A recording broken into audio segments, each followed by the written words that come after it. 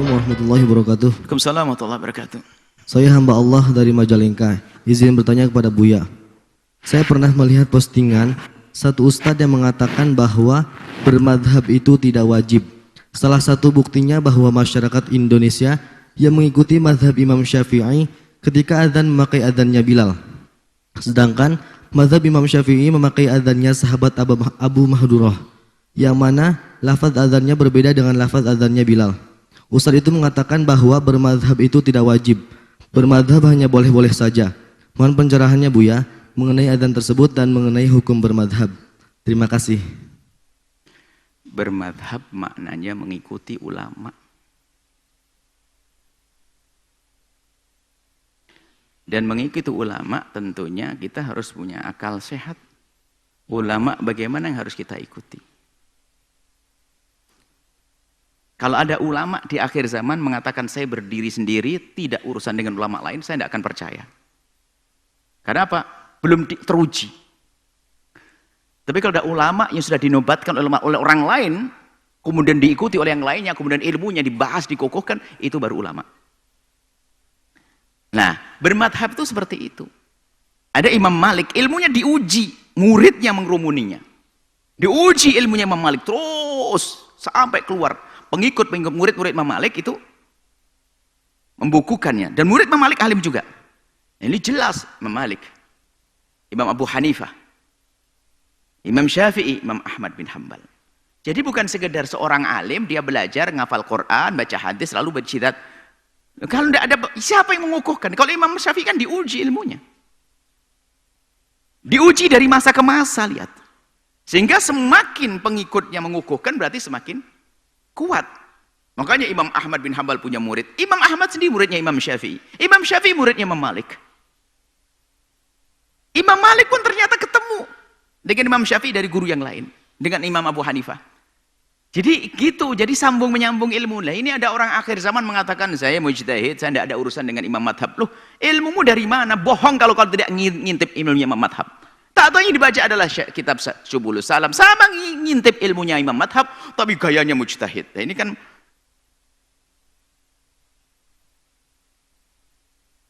kata ingin menandingi kerbau, begitu sini. Ingat ya, pantun jenaka. Ada kata pengen gede kayak kerbau. Dia itu siapa? Makanya ngikuti ulama itu ulama yang sudah teruji, ilmunya sudah dijelaskan. Makanya Imam Syafi'i dengan ilmunya teruji, Imam Malik ilmunya teruji. Kalau tidak teruji, nggak ada orang mencari. Coba kalau saya punya omongan buku saya tulis, nggak ada yang mencari buku saya, nggak teruji. Biarpun dari Quran, nah. Jadi maksud bermadhab itu ngikuti ulama. Ulama yang sudah teruji, makanya kita ikut ulama madhab Syafi'i. Ada di Maroko ulama madhab Maliki, ada di India ulama madhab Hanafi, seperti itu. Mengikuti para ulama. Jadi yang dimaksud bermadhab itu mengikuti ulama. Biarpun namanya orang awam, kadang ketemunya madhab-madhab yang enggak. Kadang enggak ketemu madhab Syafi'i, kadang ini. Ini dari bermadhab, jangan sampai kita mengelabui. Bermadhab itu kok menabikan imam. Oh enggak, justru kita itu harus kembali kepada kitabullah wa sunnah Rasulillah. Itu harga mati. Cuman cara kembalinya gimana? Lewat jalannya dong. Jalan sempit, jalan sesat, atau jalan terang, jalan jelas? Ya jalan jelas dong. Jelas-jelas gimana? Bagaimana cara memahami Quran yang hadis itu manhajnya siapa yang punya? Yang punya adalah imam madhab. Imam Syafi'i dengan kitab risalahnya punya manhaj. Usul fikih. Manhaj cara gimana memahami Quran hadis. Ini loh makanya kita kenapa ngikuti madhab Imam Syafi'i. Imam Malik juga punya manhaj. Imam punya manhaj. Dan antara manhaj dengan ada kurang lebih. Tidak ada pertentangan. Cuman cara pengembangannya saja sehingga ada khilaf. Dan khilaf antar imam madhab ternyata khilafnya adalah bukan khilaf bermusuhan. Tidak. Cara pandang yang berbeda. Latar belakang kehidupan atau lingkungan menjadi beda hukum. Sehingga kadang-kadang bertemu. Madhab Syafi'i ternyata bertemu dengan madhab Hanafi dalam segala banyak permasalahan. Itu biasa, tapi jelas kita harus ikut ulama. Kalau mengatakan saya tidak mau bermadhab, ente ikut siapa? Anda harus tahu bermadhab. Bermadhab itu mengikuti ulama. Kalau enggak itu gimana? Kitab Quran, saya ikut kitabullah, sunnah Rasulullah. Tidak ada orang lebih sombong dari dia. Memang Imam Syafi'i tidak ikut kitabullah, sunnah Rasulullah. Memang guru-guru mulia ini tidak ikut kitabullah, sunnah Rasulullah. Ayo, sombong banget ini orang. Semuanya mengikuti kitab Allah dan sunnah Rasulullah. Cuman caranya itu gimana?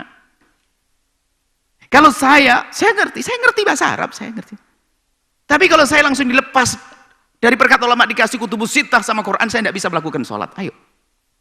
Saya harus ngintip perkataan para ulama yang sudah dibukukan dalam bentuk fikih, takrib, fathul qarib, kemudian dan sebagainya. Enak tinggal sudah rinci arkanul wudu gini-gini. Semuanya ada dalilnya. Cuman kita tidak usah sibuk urusan dalil. Dalilnya sudah diurusi oleh ahlinya, orang mujtahidin.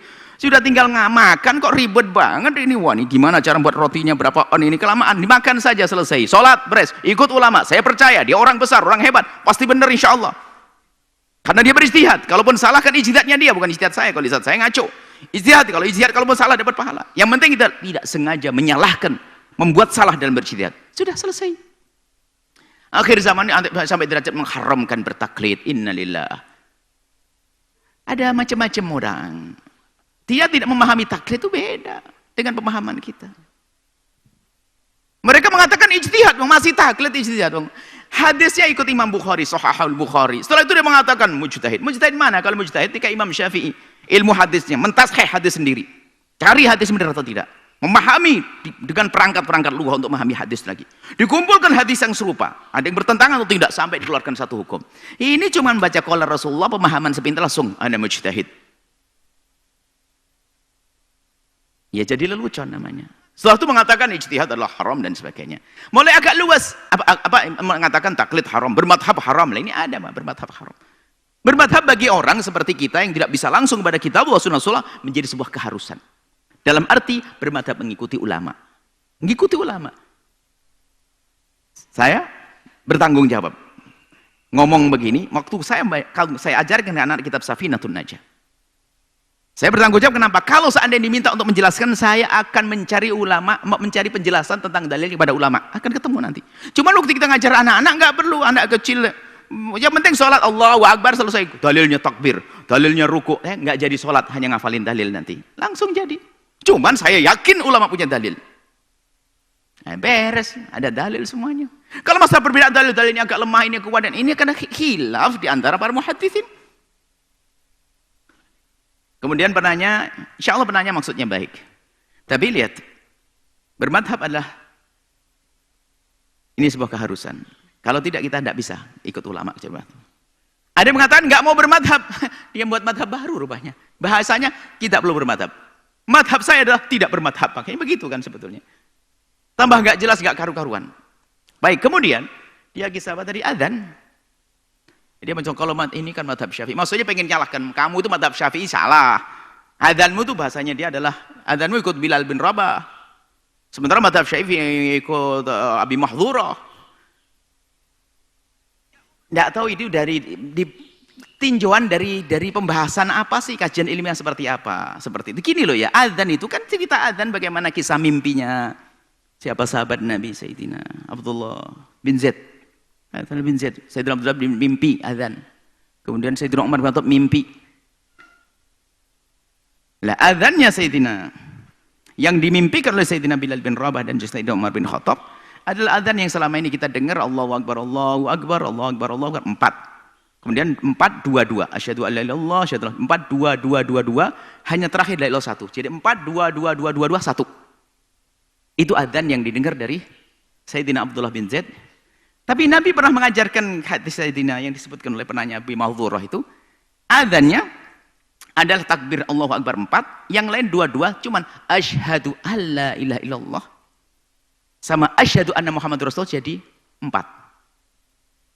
Asyhadu an la ilallah, asyhadu an la ilallah itu 4. Asyhadu anna Muhammadar Rasulullah. Cuman 4-nya ini adalah 2-nya pelan. Jadi gini, sebelum mengucapkan asyhadu an la ilaha illallah, sebelum itu dia membaca istilah pelan.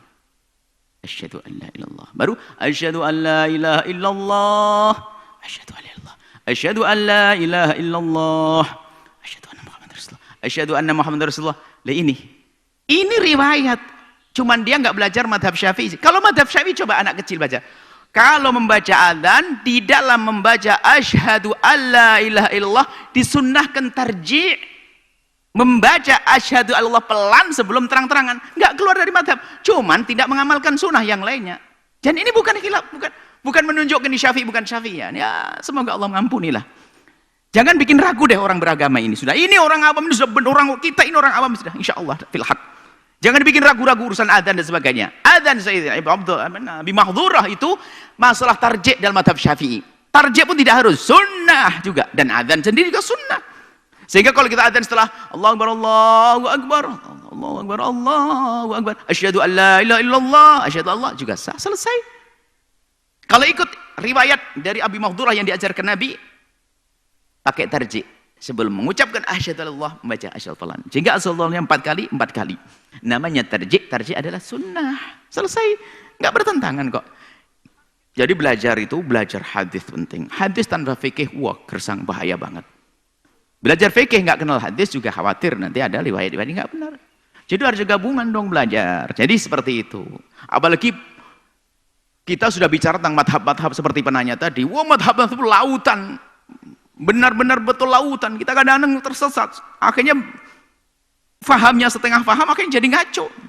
Sehingga manhaj kita dalam belajar ilmu fikih, karena fikih itu lautan luas, sesuai dengan madhab masyarakat kita. Syafi'i dulu. Jangan buru-buru belajar 4 perbandingan madhab. Imam Ahmad bin Hanbal punya murid pergi satu kampung. Rupanya di masyarakat tersebut madhabnya adalah bukan madhab Imam Ahmad bin Hanbal. Imam Ahmad bin Hanbal punya murid pergi ke sebuah kota, rupanya di kota itu bukan madhab Hambali. Kembali kepada Imam Ahmad bin Hanbal lalu ditanya, apa yang kau kerjakan di sana? Ya Imam Ahmad, di kampung itu tidak ada yang mengikuti madhabmu. Maksudnya tidak mengikuti pendapat-pendapatmu. Terus apa yang kau kerjakan? Aku akan rubah mereka agar bisa mengikuti madhab kita. Maksudnya pengen bangga gurunya. Imam Ahmad marah. Tidak, kau belajar madhab mereka. Wow, bijak. Karena orang awam sudah biasa dengan kebiasaannya, jangan dirubah.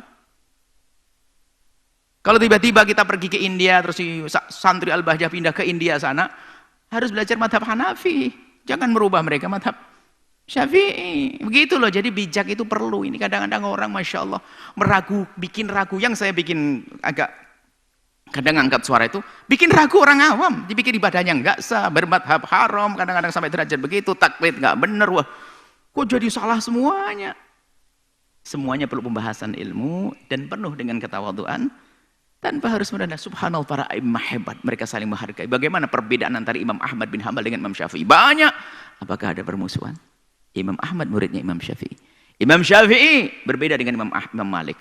Masalah batalkan wudhu, lihat. Sekarang di lapangan ribut batalkan wudhu. Imam Malik muridnya adalah Imam Syafi'i murid Imam Malik. Murid terdekat lagi. Ayo. Ini orang akhir zaman kok kerjaannya ribut dan permasalahkan ini. Menunjukkan kalau memang dia kurang bergaul dengan kita, bergaul dengan ilmu, akhirnya gampang menjustis hukum ini, sesat ini, naudzubillah. Kita perlu belajar semuanya, apalagi saya yang sering ditanya sebanyak. Bahkan saya mengambil faedah. Sungguh kami mengambil faedah dari pertanyaan Anda semuanya. Sehingga ilmu yang selama ini lupa akan jadi ingat. Oh, gitu. Dengan pertanyaan-pertanyaan itu. Kalau saya tidak tahu, saya tinggal mengatakan tidak tahu, besok saya cari, kenapa susah? Makanya kami senang, makanya membuka pertanyaan itu sebetulnya saya ingin mengulang ilmu saya dan saya ingin belajar lagi. Ada pertanyaan saya tidak tahu, ya saya cari nanti, lumayan dapat ilmu baru seperti itu.